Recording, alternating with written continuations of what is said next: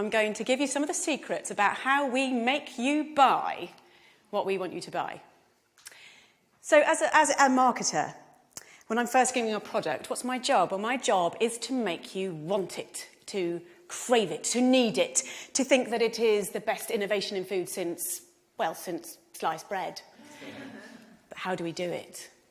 Well, I'm going to give you a really big example later that I'm going to break right down for you. But let's just start by looking at a few fun little things.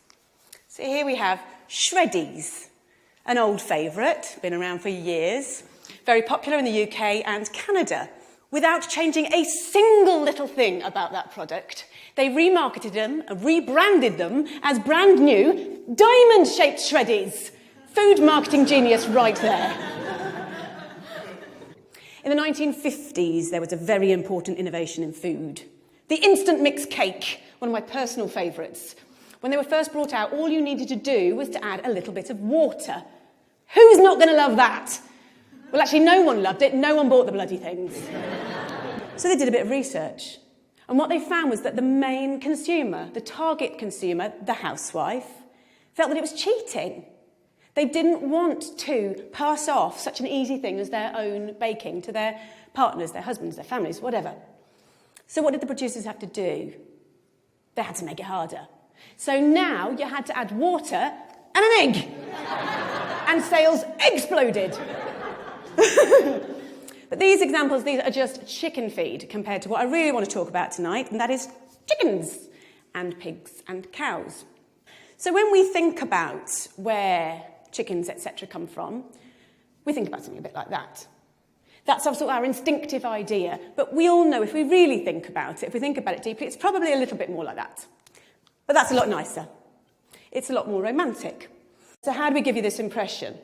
Well, there are 3 techniques that we use. The third of which is our secret weapon, and I am going to blow it for you tonight, so please stay primed for that.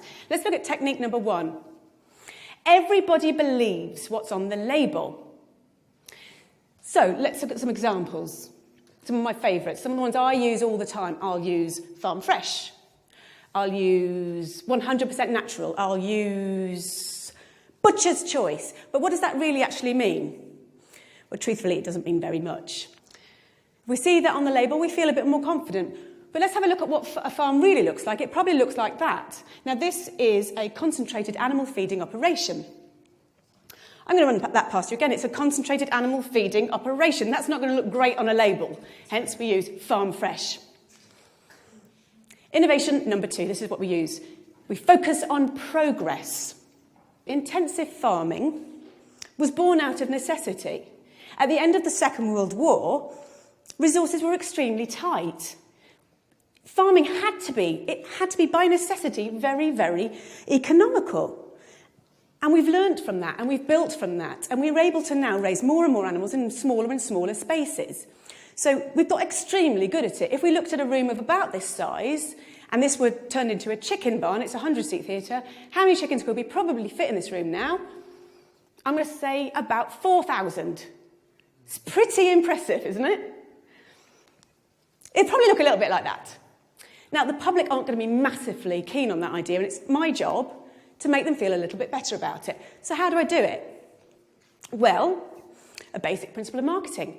We use the right choice of words, and by using the right choice of words, we can make the conversation, we can focus the conversation the way we want it to. So we'll use an example like this. When you look at that picture, where is your eye drawn? It's drawn right to the middle of the page, massive letters, we've got strive to optimise. What we're looking at in the picture, in reverse, looks a bit like that, but this looks a lot nicer, because we're looking at strive to optimise. It makes us feel that there's progress. We feel good. So the challenge for the marketers is to make the public feel comfortable about what they're seeing. One of the side effects of intensive farming, of having so many animals in such a small space, unfortunately, is obviously disease, because you put so many animals into a small space, they're going to get sick. It is no secret that 50% of all the antibiotics in the world are used on farmed animals. So how do we make the public feel okay with this? How does that happen? My job.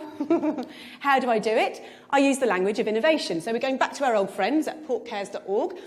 And what they do is they say, as farming has become more efficient, veterinarians have incorporated new technologies and methods into practice. This makes us feel good. This is positive. Yeah? This is progress. And when we're then marketing to future consumers, we would perhaps use something like this. This is a colouring book. Pigs and pork. It's absolutely gorgeous. And what we're doing here is we're getting the children to focus on the fact that we're using innovation. So by bringing the pigs out from the muddy fields and into the clean barns, we're taking them away from all that nasty, dirty mud and all the diseases that are lurking there within. Positive. So onto our secret weapon. This is what we really need to focus on.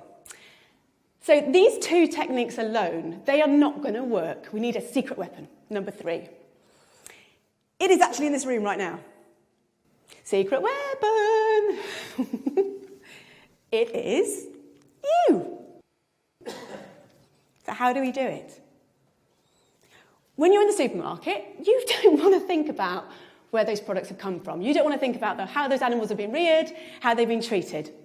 The power of willful ignorance cannot be overstated. This is systemised cruelty on a massive scale, and we only get away with it because everyone is prepared to look the other way. Thank you.